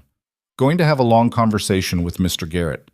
Sometimes a man's story changes when he realizes lying to a territorial marshal carries federal consequences. After Carson left, Clara and Silas looked at each other with something neither had felt in weeks. Hope. Don't get too excited, Silas warned, though his eyes betrayed his own cautious optimism. Carson's right. Even if Tommy talks, proving Prudence was involved is hard. But it's possible. That's more than we had yesterday. Silas pulled her close, kissing her forehead. When did you become the optimistic one? When I realized I had something worth being optimistic about. They spent the day working on the ranch, trying to restore some order to the chaos. Silas began salvaging what he could from the barn ruins, twisted metal that could be straightened, tools that survived the fire, anything that might be reused. Clara tackled the garden, harvesting the last vegetables before the hard frost came. It was backbreaking work, but it felt good, purposeful, like they were building instead of just surviving. That evening, as they sat down to dinner, they heard horses again. This time it was Carson, and he wasn't alone. Behind him rode two deputies, and between them, hands bound, was Prudence Hargrove. Clara's heart stopped. Silas was out the door before she could move, Clara right behind him. They watched in stunned silence as the deputies helped Prudence down from her horse. She looked smaller somehow, diminished without her usual confidence and expensive carriage. "What's going on?" Silas demanded. Carson's expression was grimly satisfied. Tommy Garrett decided honesty was preferable to perjury charges. Gave us a full confession. Mrs. Hargrove hired him to burn your barn, paid him $100, $50 up front, $50 after. Even told him to make it look like an accident. Prudence's face was white with fury. "That boy is a liar. I never—" "We found the other $50 in your desk," Carson interrupted, along with a ledger documenting several other payments to Mr. Garrett and others for various services. Services that match exactly with the incidents Mr. Calhoun reported. You've been running a campaign of harassment and sabotage for months. Those payments were for legitimate work. The ledger says otherwise. You documented everything, Mrs. Hargrove. Every fence cutting, every well poisoning, every act of vandalism. Did you think no one would ever look?" Carson's voice was hard. "You're under arrest for conspiracy to commit arson, destruction of property, and about a dozen other charges. You'll be transported to Helena to stand trial." Prudence's composure cracked. She turned to Silas, desperation replacing arrogance. "This is a mistake. Silas, tell them. Tell them I was only trying to help you. You needed guidance, needed to be left alone," Silas said coldly. "You terrorized us, nearly killed us. And for what? Because I wouldn't marry your niece? Because you were wasting your life." Prudence's voice rose.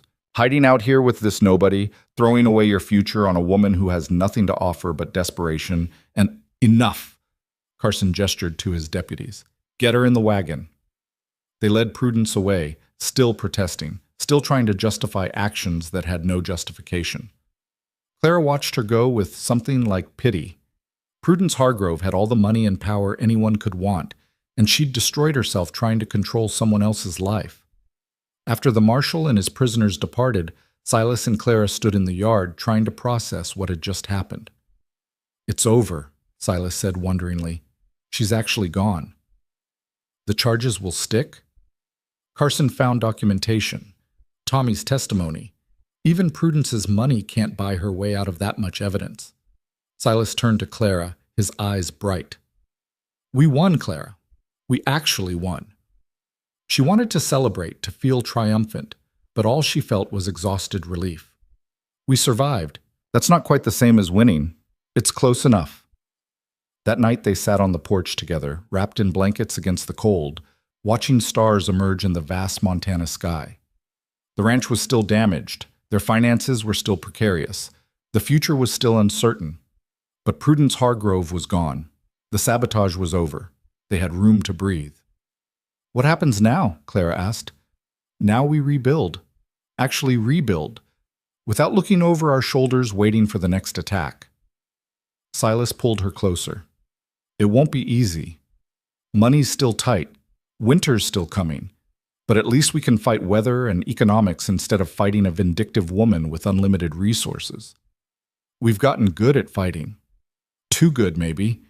He was quiet for a moment. Clara, I need to ask you something. She felt her heart speed up. What? When I hired you, it was supposed to be temporary. A job until you could find something better. But things have changed. We've changed, and I don't want temporary anymore. Clara turned to look at him, barely breathing. Marry me, Silas said. Not because the town expects it, not to make things proper, but because I love you and I want to spend whatever life I have left fighting alongside you, building with you, being with you. Tears filled Clara's eyes. Silas, I know I don't have much to offer. The ranch is half ruined. I'm broke. I'm still mourning Elizabeth and probably will be for years. But I love you, Clara Prescott, and if you'll have me, I swear I'll spend every day trying to deserve you. Clara thought about Thomas, about the life she'd lost, about traveling 600 miles to escape ruin only to find something she'd never expected, about this damaged man who'd somehow become everything she needed. Yes, she whispered. Yes, I'll marry you. Silas kissed her then, deep and desperate and full of promises. When they pulled apart, both were crying. When? He asked. Soon, before winter sets in, before anything else can go wrong. Clara laughed through her tears. I want to be your wife before the universe decides we need another crisis to overcome. Fair enough? They sat together until the cold drove them inside, making plans for a future that finally felt possible. They'd marry under the cottonwood tree on the north pasture, the one where Silas said Elizabeth used to sit and read. They'd invite the few neighbors who'd helped fight the barn fire. They'd make it simple and honest, like everything else they'd built together. The next week passed in a blur of preparation. News of Prudence's arrest spread through Bitterroot Springs like wildfire, and the town's attitude toward Clara shifted overnight. Women who'd sneered at her now offered cautious smiles.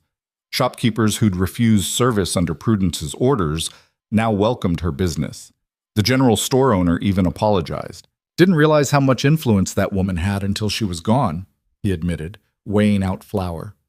Feel bad about how things went. If there's anything I can do to make it right, just treat us fairly, Clara said. That's all we've ever wanted.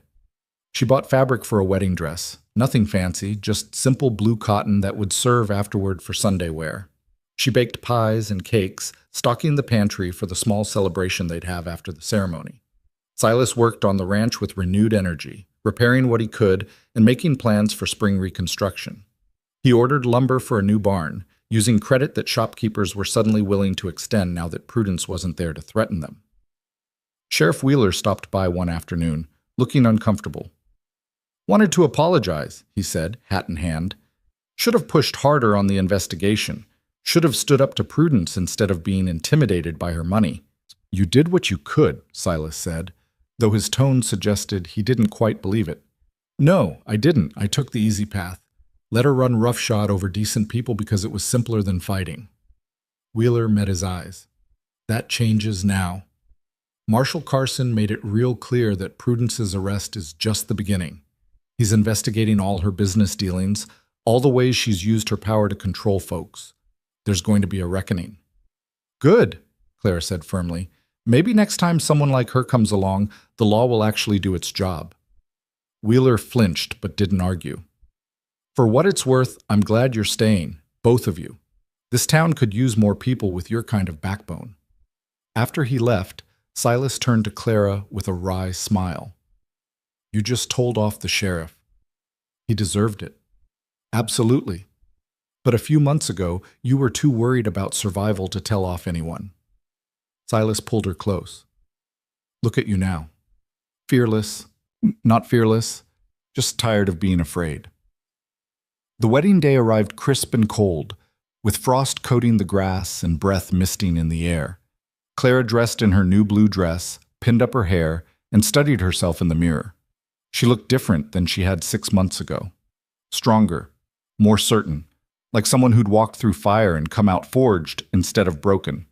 Silas waited by the cottonwood tree, dressed in his Sunday best, his hair freshly cut and his face shaved smooth.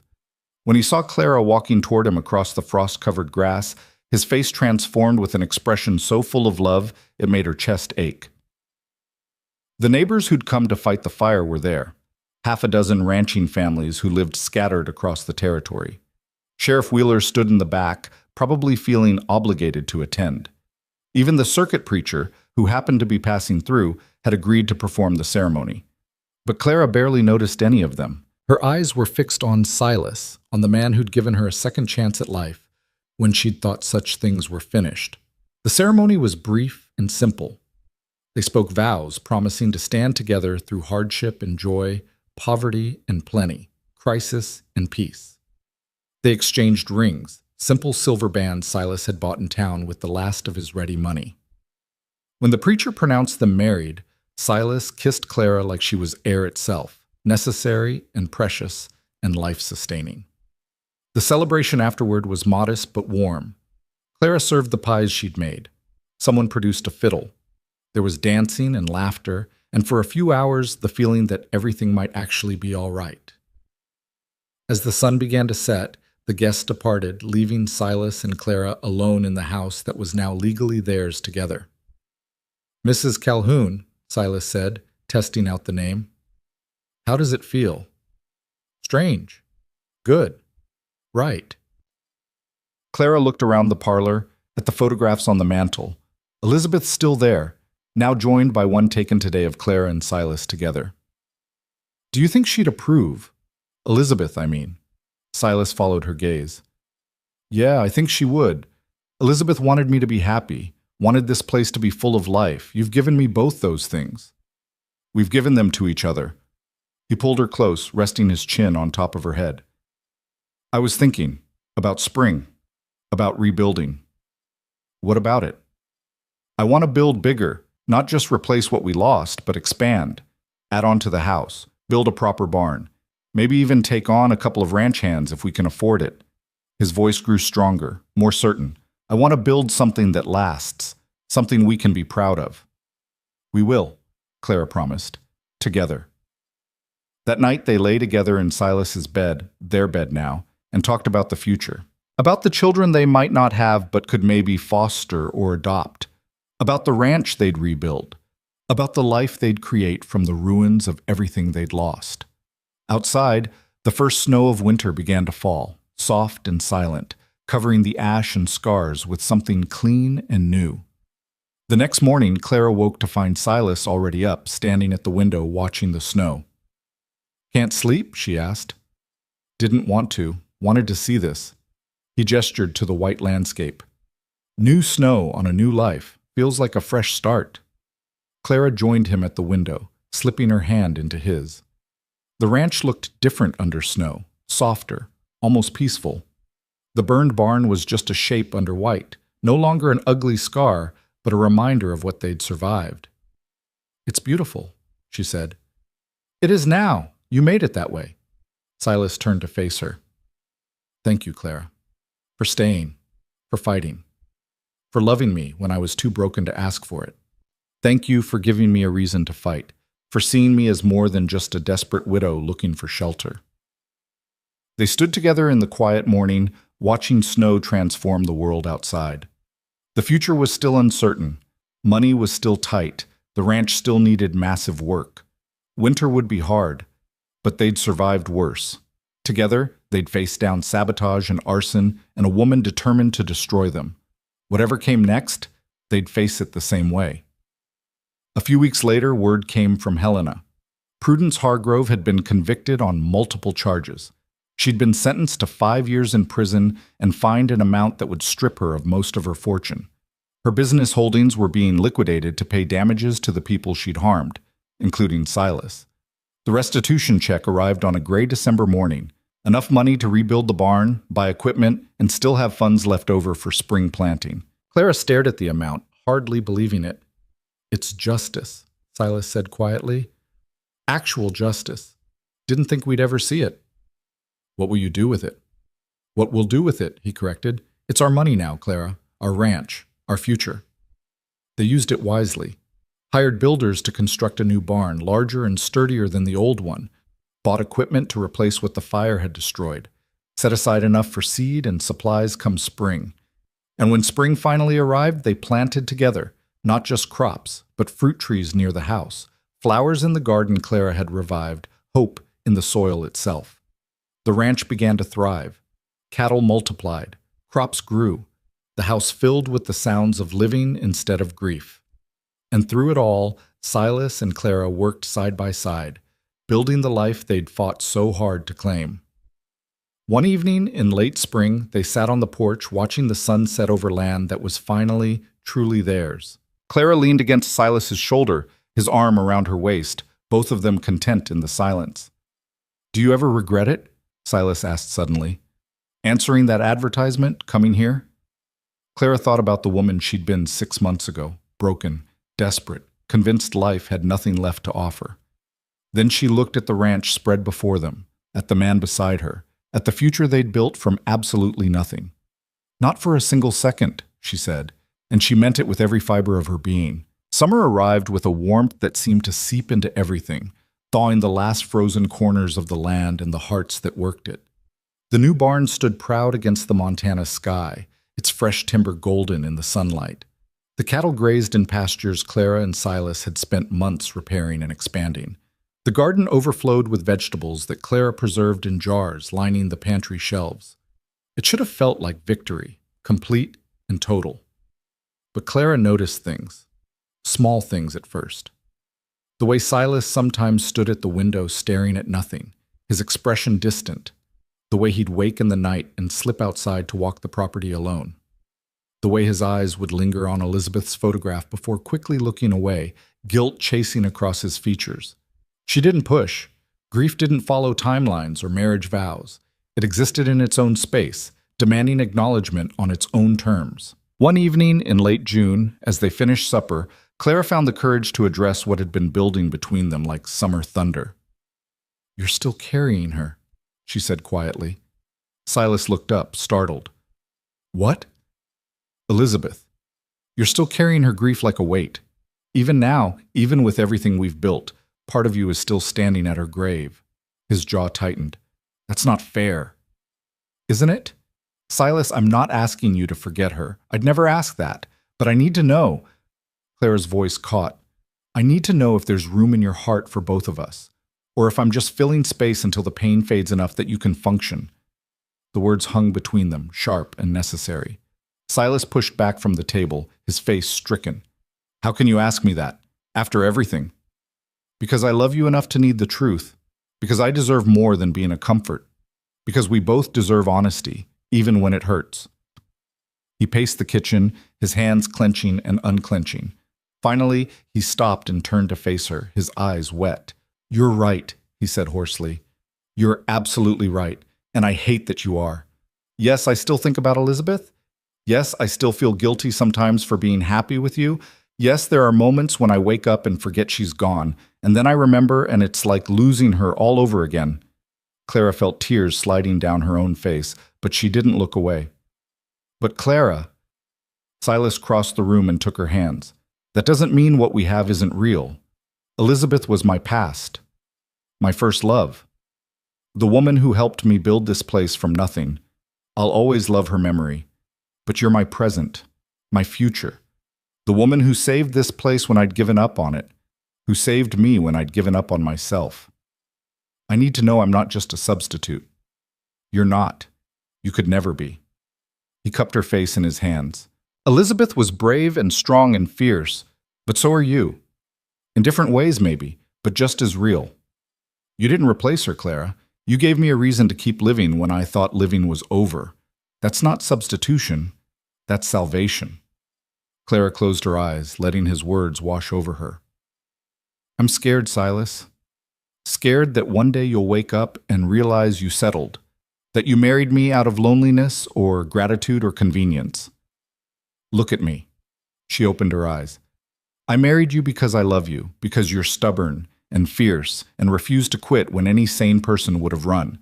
Because you make terrible jokes when you're nervous and burn biscuits when you're distracted and hum while you work in the garden. Because when I think about growing old, I see you beside me. Not Elizabeth's ghost. You. Promise me something, Clara whispered. Anything. Promise me we'll keep being honest, even when it's hard, even when it hurts. Because I can survive a lot of things, but I can't survive wondering if I'm enough. You're more than enough. You always have been. Silas kissed her softly. And I promise, no more hiding, no more pretending everything's fine when it's not. We face things together, all of it. They held each other in the lamplight kitchen, two people who'd learned that love wasn't about replacing what was lost. It was about building something new from the broken pieces, creating beauty from ruins.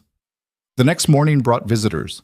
Clara was in the garden when she heard the wagon approaching. She straightened, shading her eyes against the sun, and felt her stomach drop when she recognized the passengers. It was Prudence Hargrove's niece, Caroline, along with an older man Clara didn't know. Silas emerged from the barn, his expression wary. Caroline didn't expect to see you. The girl, and she was a girl, barely 20, climbed down from the wagon with the older man's help. Up close, Claire could see she'd been crying. Her eyes were red-rimmed, her face blotchy. Mr. Calhoun, Mrs. Calhoun. Caroline's voice was soft, apologetic. I hope you don't mind us coming unannounced. This is my father, Robert Hargrove, Prudence's brother. The older man removed his hat. I apologize for the intrusion. We've come from Helena, from visiting Prudence. Silas's whole body tensed. If you're here to plead her case, we're not. Robert's voice was heavy with something that sounded like shame. We're here to apologize for everything my sister did, for the way she terrorized you both, for the fire and the sabotage and the... His voice broke. For all of it. Clara and Silas exchanged glances. This was the last thing they'd expected. Why don't you come inside, Clara said carefully. I'll make coffee. They settled in the parlor, tension thick in the air. Caroline sat with her hands folded, looking miserable. Robert perched on the edge of his chair, hat clutched tight. I didn't know, Caroline said suddenly, about what Aunt Prudence was doing, about the threats and the sabotage. She told me she was helping you, Mr. Calhoun, told me you needed guidance, that you were struggling and she was arranging for us to meet so I could... She swallowed hard. So I could save you. Save me, Silas repeated flatly. She made it sound noble, like I'd be rescuing a grieving widower, helping him rebuild his life. I didn't know she was destroying that life to force you into needing rescue. Tears spilled down Caroline's cheeks. When I found out the truth, when Father told me what she'd done, I was horrified. I'm so sorry. I should have questioned her methods, should have realized something was wrong. You were used, Clara said gently, just like everyone else she manipulated. Robert cleared his throat. My sister was always ambitious, always needed to control things. But this, what she did to you, it crossed every line. When the trial happened, when the evidence came out, I was ashamed, still am. Why are you telling us this? Silas asked.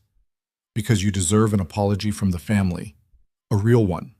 Not excuses or justifications, but acknowledgement of the harm done. Robert reached into his coat and pulled out an envelope. And because Caroline wanted to do something to make it right, even though nothing can truly make it right. He handed the envelope to Silas, who opened it cautiously. Inside was a check. Clara leaned over to see the amount and gasped. It was for $5,000. That's... Silas stared at the check. That's more than the restitution the court ordered. The court ordered what Prudence could pay after her fines and legal fees, Robert said. But our family has money beyond what she controlled. This is from me and Caroline, from the Hargrove family name that my sister tarnished. It's not enough to erase what happened, but it's something. Silas looked at Caroline, who nodded earnestly. I don't want your money, she said. I have a trust from my mother. I want it to go to rebuilding what my aunt destroyed. Please, let me do this one thing to try to make amends. Clara watched her husband struggle with pride and practicality. $5,000 would do more than rebuild. It would transform the ranch, secure their future for years. We can't accept this, Silas said finally. It's too much. It's not nearly enough, Robert replied. Mr. Calhoun, my sister almost killed you and your wife. She destroyed your property. She terrorized you for months. This money is a pittance compared to the damage she caused. But it's not your debt to pay. You didn't do those things. No, but I share her name, her blood, and I won't have the Hargrove legacy be nothing but cruelty and manipulation. Robert's voice firmed. Take the money. Build something good with it. Show this territory that the Hargrove name can be associated with restitution instead of destruction. Silas looked at Clara, a question in his eyes. She thought about everything they'd been through. The fires and sabotage, the nights of fear and uncertainty, the struggle to rebuild with limited resources. This money could change everything. We take it, she said quietly, but not as charity, as what it is, restitution, payment for harm done, and we use it to build something that honors what we survived. Silas nodded slowly. All right, we accept. And thank you. For the apology and the acknowledgement, that matters more than the money. Caroline's face crumpled with relief. Thank you for listening, for not throwing us off your land, for giving us the chance to try to make this right. They talked for another hour, Caroline and her father sharing what had happened with Prudence, how prison had broken her usual imperious facade, how she'd finally admitted in a moment of weakness that her need to control Silas had stemmed from her own fear of being powerless. Her husband had left her years ago. Her own children had moved east and rarely wrote. She'd built an empire of control because she'd lost control of her own life. It didn't excuse what she'd done, but it explained it. After they left, Clara and Silas sat together on the porch, the check between them. $5,000, Silas said wonderingly. Combined with the restitution, we could expand the herd, buy more land, hire permanent help. We could build the ranch you and Elizabeth dreamed of, Clara said softly. Silas was quiet for a long moment. Then he took her hand. No. We build the ranch you and I dream of, together. Elizabeth's dream was beautiful, but it died with her. This is our chance to create something new, something that's ours. Clara felt something loosen in her chest. What do you want to build? I want to raise the best cattle in Montana. I want to expand until we're employing half the territory. I want this ranch to be known not for tragedy or survival, but for success. He turned to face her fully. But more than that, I want to build a home, a real home, full of life and laughter, and maybe, if you're willing, children. Children? Claire's voice caught. Adopted, probably, or fostered. I know you can't. He stopped, his face reddening. I just mean there are orphans everywhere out here, kids who need families. We could give them what this ranch gave me, a second chance. Tears blurred Clara's vision. I'd like that. I'd like that very much. They spent the evening making plans. Real plans, not just survival strategies. They'd build an addition onto the house, bedrooms for children they'd take in. They'd expand the barn to hold a larger herd. They'd plant orchards and build a smokehouse and create something that would last for generations. Over the following months, they put those plans into action. The addition went up quickly, built by craftsmen from Bitterroot Springs who were eager for the work and grateful for the Calhouns' patronage. The barn expansion followed. The herd grew. And one crisp October morning, Sheriff Wheeler rode out with news. There's a situation in town, he said carefully. Family passing through from the east. Parents died of fever. Left behind 3 kids, 2 girls and a boy, ages 6 to 12. They're staying with the preacher temporarily, but he's got no room permanent. I thought of you two. Know you've been talking about taking in children. Claire and Silas looked at each other. This was happening faster than they'd expected. But somehow, it felt right. We'll come meet them, Silas said. The children were wary, grief-stricken, and frightened. The oldest, a girl named Sarah with dark hair and her mother's eyes, held her younger siblings close, protective and fierce. Clara recognized that fierceness. She'd worn it herself. We have a ranch, she told Sarah gently. Room for 3 more. Good food, warm beds, and work to keep you busy if you want it. No promises beyond that. But if you need a place to heal, we're offering. Sarah studied Clara with eyes older than her 12 years. Why would you take in strangers' children? Because we know what it's like to lose everything and need someone to give us a chance, Silas said. Because this ranch has more room than 2 people need. Because you deserve better than being shuffled from place to place, until you're old enough to be on your own. The younger girl, Emma, peeked out from behind Sarah. Do you have animals? Cattle, horses, chickens? A dog who thinks he runs the place? Clara smiled. And a garden that could use help harvesting before the first hard frost. The boy, Jack, spoke up. We're not charity cases. Good, Silas said, because we're not offering charity. We're offering family. Those are different things. Sarah's fierce expression cracked slightly. Can we think about it? Take all the time you need. They didn't need long. 2 days later, the preacher brought the children to the ranch. They arrived with their few possessions in a single trunk, their eyes wide as they took in the sprawling property. Clara showed them to their new rooms, bedrooms they'd have to share for now, but with promises of individual spaces once they were ready. She made them a meal of roasted chicken and potatoes. Silas took them on a tour of the property, showing them the animals and explaining how the ranch worked. That first night, Clara found Sarah standing in the kitchen after everyone else had gone to bed. Can't sleep? Clara asked gently. Feels wrong. Being here. Being safe when our parents aren't. Clara pulled out a chair. Sit with me. She told Sarah about Thomas, about losing him and the house and everything she'd built, about traveling 600 miles to a job that should have been temporary but became permanent, about finding love again when she thought that part of her life was over. Grief doesn't go away, Clara said, but it changes, gets smaller, makes room for other things, joy and hope and new memories. Your parents wouldn't want you frozen in sadness. They'd want you to live. Sarah's eyes filled with tears. How do you know?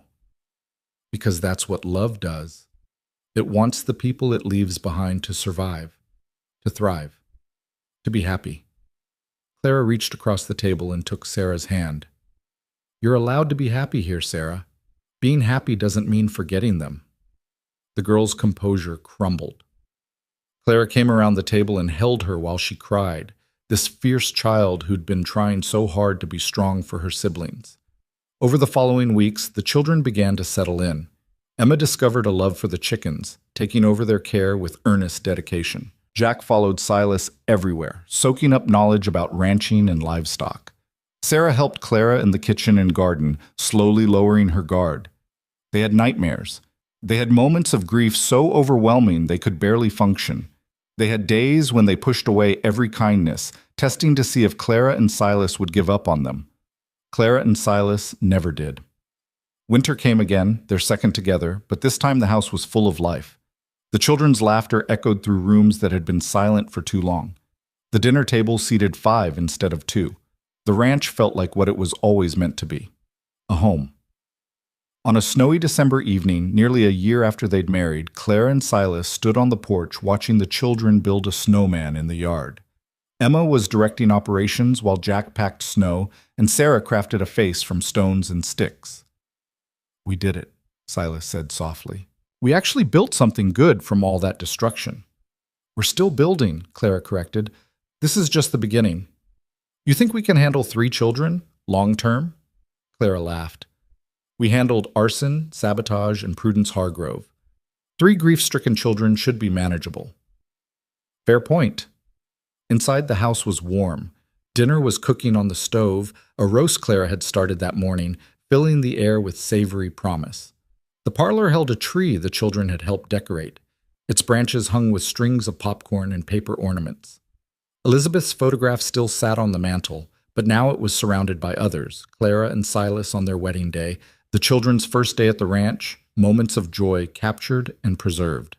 The past and present existing together, neither erasing the other. Spring returned as it always did, bringing with it the endless work of planting and calving and maintaining a ranch that had grown beyond anything Silas had managed alone.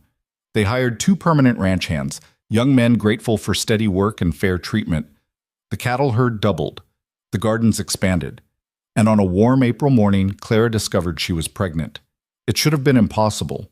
The doctor in Illinois had told her years ago that children weren't in her future, that the illness had left damage too severe to overcome. But apparently, impossible was just another word for unlikely. She told Silas that evening after the children were in bed. His face cycled through shock, disbelief, and pure joy so fast she almost laughed. Are you sure? He whispered. The doctor in town confirmed it, due in November. Silas pulled her close, his whole body shaking. A baby. Clara, we're going to have a baby. Are you happy? Happy doesn't begin to cover it. He kissed her deeply. Terrified, grateful, overwhelmed, but mostly just... His voice broke. This feels like a gift I didn't dare hope for. We tell the children tomorrow? Tomorrow. Sarah, Emma, and Jack received the news with varying reactions. Emma was thrilled at the prospect of a baby to help care for. Jack seemed cautiously pleased. Sarah was quiet, her expression unreadable. Later, Clara found her in the garden, pulling weeds with fierce concentration. You're upset about the baby, Clara said, sitting down beside her. No, maybe. I don't know. Sarah's voice was small. Does this mean you won't want us anymore, now that you're having your own child? Clara's heart broke. Sarah, look at me. The girl turned, her eyes wet. This baby doesn't change how we feel about you and your brother and sister. You're not temporary. You're not substitutes. You're family. Permanent, forever family. Clara took Sarah's dirt-stained hands. I know you've lost people. I know trust is hard, but I need you to believe this. We chose you. We keep choosing you. A baby doesn't undo that choice. Promise? I promise. On everything I am, and everything this ranch stands for, I promise. Sarah collapsed into her arms, crying the way she hadn't since that first night. Clara held her, this fierce girl who'd become a daughter in everything but blood, and felt her own tears fall. The months passed in a blur of activity. The ranch thrived. The children grew taller and more confident. Clara's belly swelled with impossible life. And on a cold November night, while the first snow of winter fell outside, Clara gave birth to a daughter. They named her Hope, because hope was what they'd built from ashes, what they'd fought for and bled for and refused to surrender, what had brought Clara 600 miles to a job she'd never intended to keep and a man she'd never expected to love. Silas held his daughter with tears streaming down his face, this miracle wrapped in blankets, and Clara knew he was thinking about Elizabeth, about the children they'd never had, about the dreams that had died with her. But he was also thinking about the future, about Clara and Sarah and Emma and Jack, about the ranch that had survived everything thrown at it, about the life they'd built together, imperfect and scarred but absolutely real. She's perfect, he whispered. She's ours, Clara corrected. All of this is ours. The children crowded around to meet their new sister, Emma cooing over tiny fingers and Jack looking simultaneously fascinated and terrified by something so small. Sarah stood back slightly, then stepped forward and gently touched Hope's cheek. Welcome home, she whispered. Spring came again, bringing with it the third year since Clara had answered an advertisement and traveled to the end of the earth. The ranch was prosperous now, known throughout the territory for quality cattle and fair dealing. The house was full, 5 children now, with Sarah turning 14 and already helping with the younger ones. They'd taken in 2 more orphans over the winter, siblings whose father had died in a mining accident. The house bursting with life, with noise, with the beautiful chaos of family. One evening in May, Clara stood at the kitchen window, watching the sunset paint the sky in shades of gold and purple. Silas came up behind her, wrapping his arms around her waist, his chin resting on her shoulder. What are you thinking about? He asked. How far we've come. How different everything is from what I expected when I stepped off that stagecoach. Better or worse? Clara turned in his arms, looking up at the man who'd become her entire world. Infinitely better.